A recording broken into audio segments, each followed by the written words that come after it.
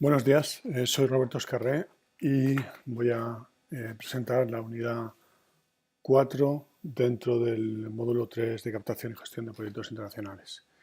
La unidad 4 la hemos denominado Logical Framework, marco lógico, pero no solo incluye una descripción acerca de cómo rellenar esa parte de la propuesta, sino también hemos abarcado también la parte del formulario que llamamos F1, que son los objetivos. Entonces, bueno, vamos a empezar por marco lógico, pero luego también haremos especial hincapié en cómo rellenar la parte de objetivos.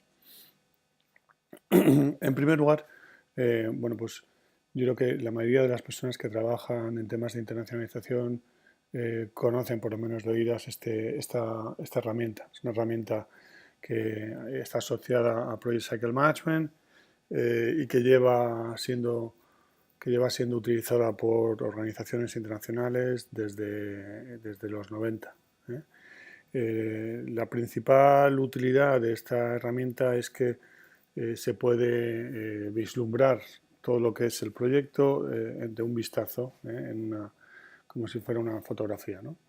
Entonces, lo que hace Marco Lógico es que lleva todos los componentes del proyecto en una sola matriz, explica la lógica de intervención, es decir, cómo nosotros pensamos que va a funcionar el proyecto, propone una visión concisa, realista y coherente de lo que es la intervención del proyecto y en muchas ocasiones se convierte en la principal referencia del documento del proyecto. Específicamente en esta convocatoria, en Erasmus Plus for Capacity Building for Higher Education, el formulario del marco lógico está dentro de la descripción del proyecto y es una parte aislada que, bueno, evidentemente tenemos que tener en cuenta que tiene una relación con las demás porque no puede haber incoherencias entre lo que pone el marco lógico, por ejemplo, los paquetes de trabajo, los resultados y las partes del formulario donde se vuelva ese tipo de cuestiones. Entonces, es una parte de la propuesta importante porque los evaluadores suelen echar un vistazo a lo que es el marco lógico como una de las primeras acciones que hacen para evaluar una propuesta. Con ello persiguen identificar y tener claro de un vistazo cómo va a funcionar el proyecto y cuáles son las características. Marco lógico es una herramienta de planificación. Es una herramienta de planificación que básicamente nos ofrece la lógica y la estrategia que el proyecto persigue para conseguir unos objetivos. Como decía anteriormente, pone sobre el papel las relaciones entre las distintas actividades y señala la eficiencia y la eficacia del proyecto. Habitualmente se sugiere, y yo creo que es lo más lógico, que esta matriz se redacte al principio de la formulación del proyecto. Una vez que hemos contactado con los socios y hemos decidido el topic del proyecto y hemos trabajado ya en el análisis de las necesidades, hemos hecho el árbol de problemas, el árbol de soluciones, en ese momento ya es cuando debemos empezar a trabajar en el marco lógico, en ir rellenando esta matriz poco a poco para configurar lo que es la lógica de intervención del proyecto. Marco lógico no solo es una herramienta de planificación, sino que también es una herramienta que permite, que facilita la gestión y también el seguimiento y la evaluación de los proyectos. Entonces, durante la vida de un proyecto, hay algunas organizaciones internacionales que solicitan que se vaya actualizando el marco lógico. No es el caso, en mi experiencia específica, de lo que son las actividades de la Comisión Europea en relación a educación superior. No he visto, a mí no me han solicitado, únicamente una vez y hace muchísimos años, que actualizara el marco lógico para hacer un seguimiento de la gestión desde ahí. Porque hay otras herramientas, hay otros elementos específicamente en el reporting, como veremos un poquito más adelante, que les proporcionan ese input, ¿no? pero lo podríamos hacer, podríamos utilizar el marco lógico para hacer un seguimiento y una evaluación, porque los indicadores y las fuentes de verificación lo que hacen es básicamente ofrecer las señales de si mi proyecto está funcionando o no está funcionando bien, ¿eh? Y se podría utilizar tanto por el equipo del proyecto como por el Project Officer. Los outputs, los indicadores y las fuentes de verificación nos pueden proporcionar lo que es el marco para los reports de monitoring, las evaluaciones que nos va haciendo periódicamente la Comisión Europea. En concreto, para definir las distintas partes de lo que es el marco lógico, vemos que tiene 4 columnas básicas. Las 4 columnas de izquierda a derecha incluyen lo siguiente. En la primera tenemos lo que es el objetivo general, los objetivos específicos, los outputs y los outcomes y las actividades. Esa sería la primera columna. En la segunda tenemos los indicadores de progreso, o sea, cuáles son nuestros objetivos en cuanto a cada una de las cuestiones que hemos enumerado en la columna anterior. En la tercera columna tenemos las fuentes de verificación y es básicamente explica cómo vamos a medir esos indicadores, qué fuentes, qué metodologías vamos a utilizar para medir esos indicadores. Y por último, en la cuarta columna tenemos los riesgos y los supuestos, que identifican los factores que están fuera de nuestro control, pero que pueden afectar al proyecto y sobre todo a su futura sostenibilidad.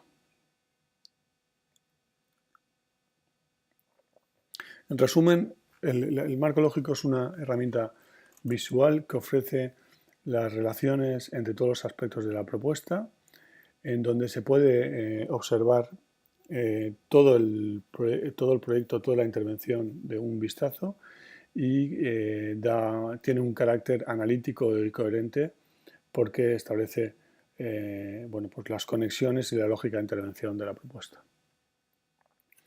Esta sería un marco lógico sin rellenar, una tabla, una matriz sin rellenar, tal como aparecen vacías en muchas aplicaciones. La Comisión Europea lo que hace para facilitar un poco la tarea de las personas que van a presentar las propuestas, hace unas preguntas en las matrices que incluyen en los application forms. Entonces, dentro de cada una de las partes de la propuesta da una explicación sobre lo que espera recibir, ¿no? Por ejemplo, en la parte de objetivo general nos pregunta cuál es el objetivo más amplio al cual el proyecto contribuirá, ¿de acuerdo? En los objetivos específicos nos piden exactamente qué es lo que pensamos obtener durante la vida del proyecto. Los outputs tienen también una explicación, las actividades, etcétera, etcétera. Vamos a continuación a desgajar cada una de esas partes y a dar una explicación concreta de lo que pensamos que se debería incluir en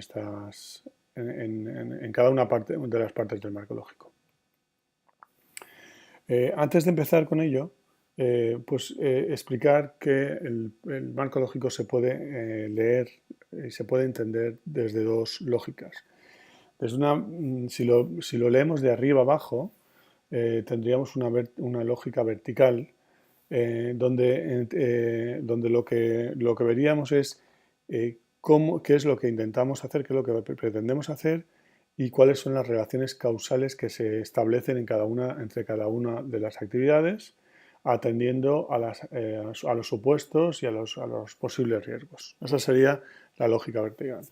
En cambio, si lo leyéramos de izquierda a derecha, con una lógica horizontal, lo que haríamos sería establecer las relaciones entre causa y efecto, entre recursos y resultados y también, por supuesto, entre los posibles conflictos y los posibles éxitos del proyecto. Entonces, esas serían las dos formas de ver un poco, de leer un poco un marco lógico. Una pregunta que se suele hacer habitualmente a las personas que están trabajando en marco lógico es bueno, pues ver un poco cuál sería el orden para rellenar la propuesta. La propuesta, tal como lo planteamos nosotros, consideramos que el orden debería ser el siguiente. Deberíamos empezar por la columna primera de la izquierda, y esto lo haríamos una vez que, como decía anteriormente, hemos acordado el topic con los socios, hemos acordado el tema, ¿no? Entonces, empezaríamos a rellenar esta columna de arriba abajo, empezaríamos con el objetivo general, los objetivos específicos, los outputs y los outcomes, y después las actividades. Esa sería la primera parte que rellenaríamos. Después nos iríamos a la columna cuarta, a la parte de supuestos y riesgos. Y lo que haríamos es establecer las relaciones entre lo que hemos rellenado en la primera, por ejemplo, los objetivos, y los supuestos que nosotros identificamos que pueden ser interesantes durante el proyecto. ¿De acuerdo? A continuación explicaré un poco con el detalle cada una de esas partes, los supuestos, riesgos, etc. Después de rellenar esa parte, esa columna de abajo arriba, pasaríamos a la columna de indicadores, los indicadores del progreso. Y ahí estableceremos entre esa columna y la siguiente las bases para medir la efectividad del proyecto, para medir la efectividad de los objetivos del proyecto, de los outputs y de los outcomes. ¿De acuerdo? Bueno, esa sería un poco una propuesta para abarcar cómo rellenar la matriz de marco lógico. Ahora vamos a pasar a cada una de las partes dando algunas indicaciones y poniendo algunos ejemplos. En primer lugar, el objetivo general. El objetivo general es el resultado global al que contribuye el proyecto. Entonces, no es algo que pretendamos alcanzar durante la vida del proyecto. Es algo a lo que nosotros pretendemos impactar a largo plazo. Y evidentemente debe estar relacionado con las prioridades y objetivos específicos de los temas del programa. Si estuviéramos en el programa Tempus, pues serían los objetivos del programa Tempus. En este caso sería de los objetivos de Erasmus Plus Capacity Building for Higher Education. Ahí señalo un ejemplo que viene del caso práctico que había anteriormente. Un objetivo general podría ser mejora de la empleabilidad de los estudiantes y fortalecimiento de capacidad de las universidades costarricenses para satisfacer la demanda regional de empleo para ingenieros. Eso evidentemente es un objetivo que no vamos a ser capaces de alcanzar durante la vida del proyecto, pero a los que sí que pretendemos contribuir a largo plazo.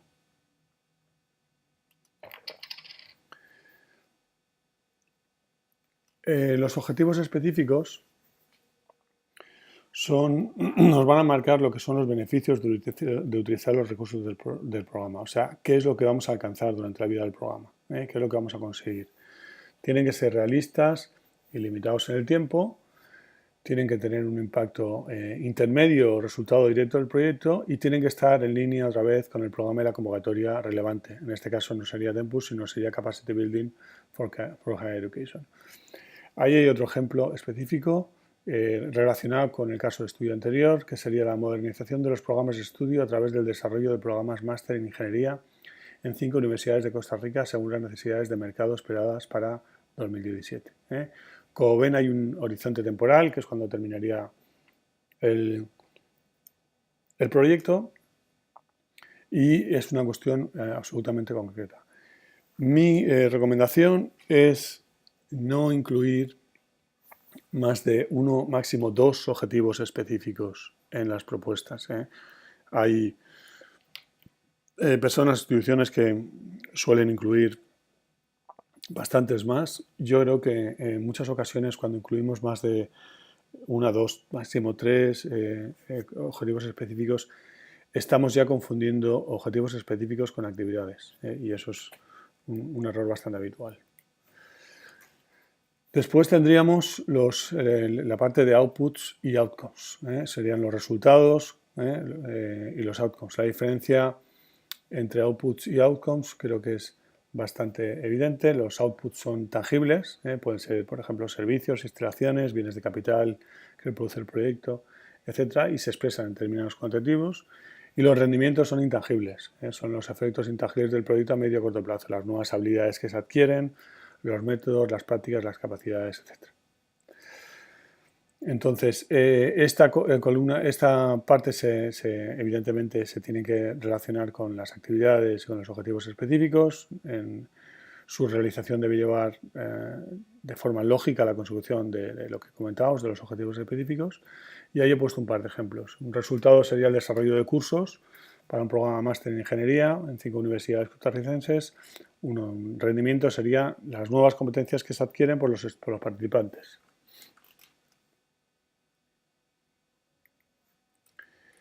Después tendríamos el recuadro que se encarga de las actividades y ahí tendríamos que enumerar las acciones que vamos a realizar para producir los resultados y rendimientos que hemos propuesto. Se deben planear y se deben presentar en un orden cronológico y tienen que tener un impacto intermedio o resultado directo del proyecto.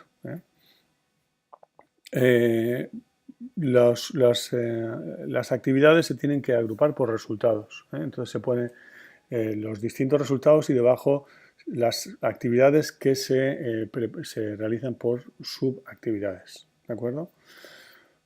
Por otra parte, justo a la derecha del espacio que tenemos para actividades tendríamos el espacio para inputs. Y en inputs teníamos que incluir los recursos financieros, humanos y equipos necesarios para la implementación de las actividades del proyecto. En resumen, ahí lo que tendríamos que incluir sería un resumen del presupuesto muy corto por paquete de trabajo, por actividad, paquete de trabajo y por partida presupuestaria. Es decir, por ejemplo, en el paquete de trabajo número 1 harían falta tantas personas mes, nos harían falta tanto dinero para equipos, etcétera, etcétera. Así por paquete de trabajo. Los supuestos y riesgos, las suposiciones y riesgos, son los factores externos con potencial para influir o determinar el éxito o el fracaso del proyecto. Esto es la última columna, la cuarta columna empezando por la izquierda. Las suposiciones reflejan una situación deseada y positiva y los riesgos reflejan situaciones negativas. Evidentemente, sería extraño que un proyecto tuviera mucho más riesgos que supuestos, que suposiciones, ¿no? Por lo que evidentemente hay que contrarrestar los riesgos con suposiciones que consigan contrarrestar ese posible conflicto, ¿no? He puesto ahí un ejemplo como supuesto apoyo y compromiso con el proyecto del equipo rectoral de las universidades beneficiarias. Eso se demuestra básicamente con el mandate y acreditación en el plazo previsto en un nuevo programa de estudios. Eso sería otro supuesto que nosotros señalamos.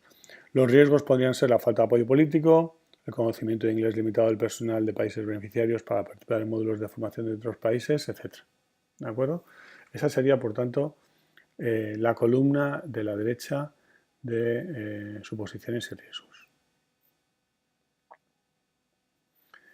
Después tendríamos las dos columnas del medio, que son los indicadores de progreso y las fuentes de verificación.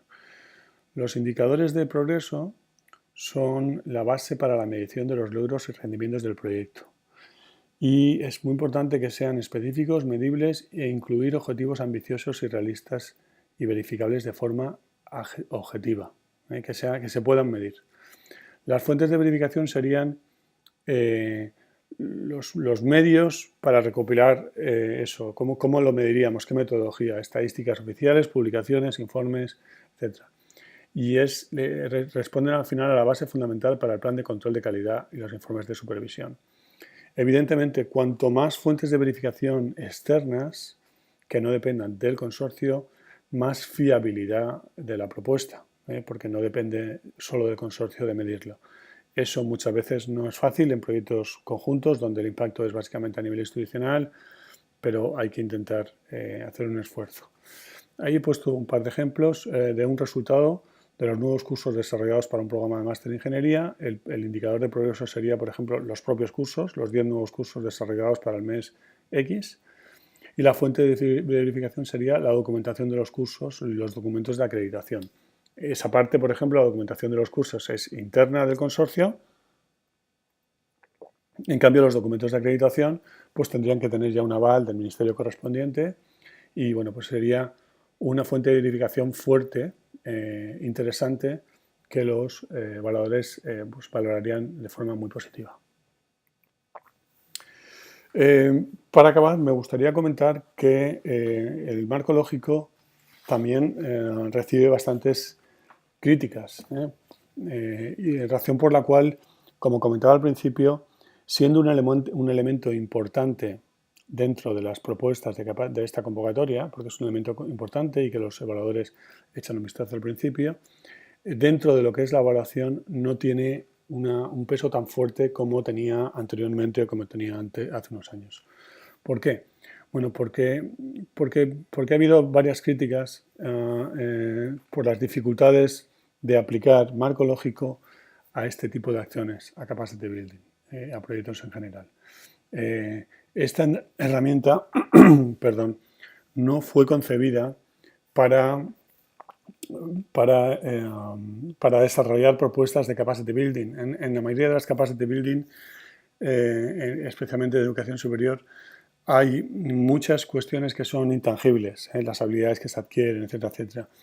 Y el marco lógico no está especialmente diseñado para ese tipo de cuestiones. El marco lógico es una herramienta de cooperación que podría servir, por ejemplo, si vamos a instalar una planta potabilizadora de agua en un poblado alejado, remoto. Bueno, pues ahí sí que claramente hay unos indicadores y se pueden conseguir una lógica de intervención que sea fácilmente comprensible y aplicable a esa metodología, pero para, por ejemplo, desarrollar un máster, como poníamos en el ejemplo, o para crear una unidad, muchas veces estamos trabajando con intangibles que son más complicados. Entonces, las principales críticas que se le hacían era con respecto al timing, porque el marco lógico por lo general está diseñado para cubrir periodos de tiempo relativamente pequeños, no más de 3-5 años, y los cambios en capacity building necesitan muchas veces un periodo más largo. Y luego por los indicadores, porque los indicadores dependen de la calidad y de la exactitud de la metodología y de las herramientas para recoger esa información. Y en países en vías de desarrollo muchas veces acceder a esa información no es fácil porque habitualmente no hay bases de datos fiables. La información no se recoge de forma uniforme y resulta muchas veces complejo pues llegar a la información e incluirla en el marco lógico. Bueno, pues eso sería todo por parte del marco lógico. Como digo, es una herramienta que se utiliza bastante como recomendación y para llegar un poquito más al detalle, porque con una sesión tan corta no podríamos pues detallar mucho cómo rellenar marco lógico. Les hemos puesto en la bibliografía algunos elementos, publicaciones que sí que les pueden ayudar a rellenar esta parte si tienen ustedes dificultades después de esta sesión. Muchas gracias por la atención.